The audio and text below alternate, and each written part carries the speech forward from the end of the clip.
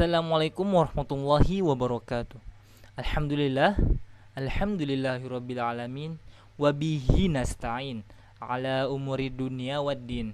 Wassalatu wassalamu ala asyrafil anbiya'i wal mursalin sayyidina wa maulana Muhammadin wa ala alihi wa sahbihi ajma'in. Amma ba'du. Baik, perkenalkan, nama saya Amril Swansyah.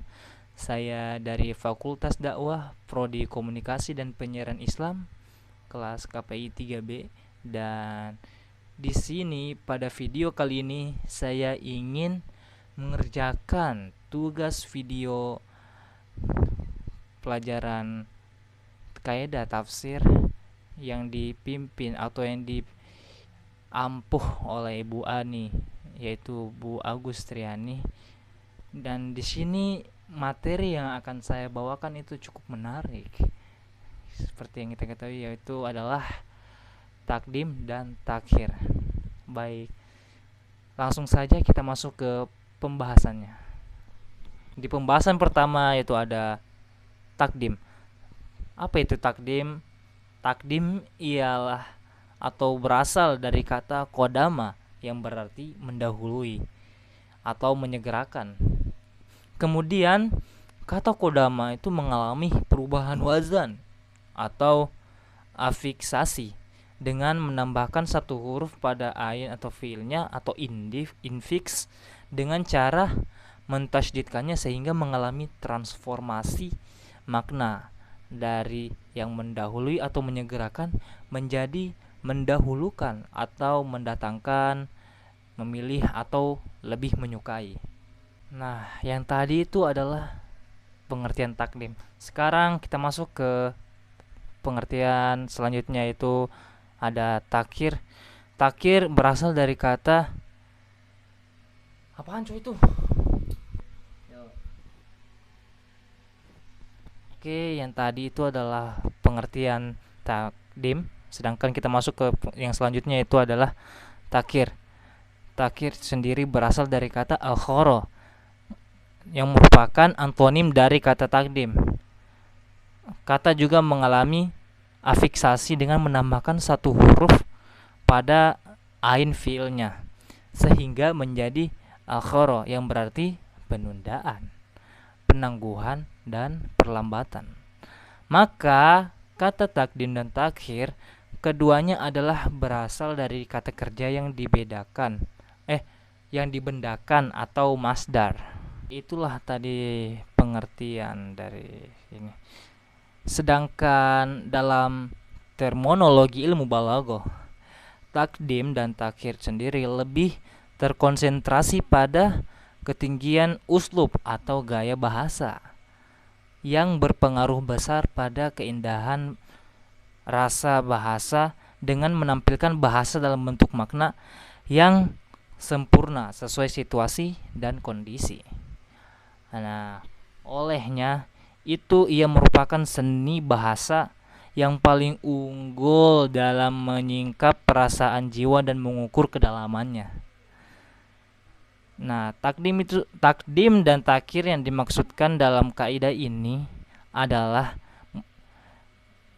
mendahulukan atau mengakhirkan satu lafaz atau ayat yang satu dari satu lafaz atau ayat yang lain, atau memposisikan suatu lafaz sebelum posisi asli atau sebelum posisinya yang asli itu, atau sesudahnya untuk memperlihatkan kekhususan, keutamaan, dan urgensi dari lafaz tersebut.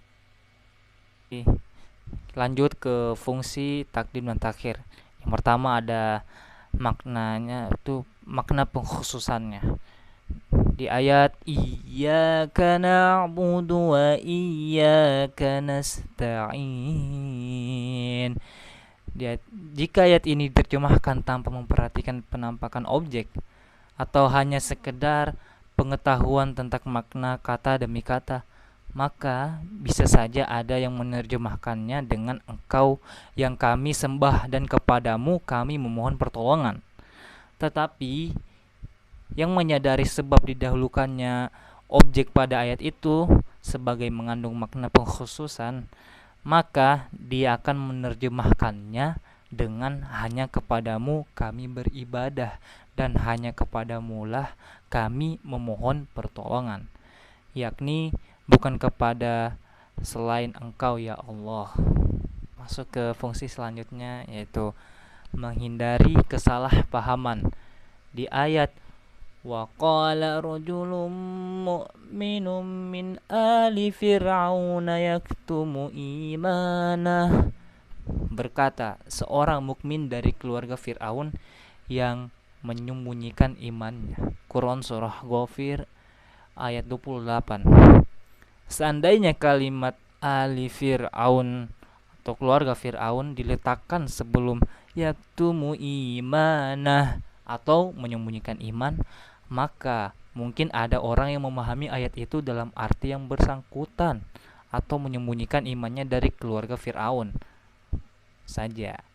Sedangkan apa yang dimaksud di sini adalah menyembunyikannya dari siapapun.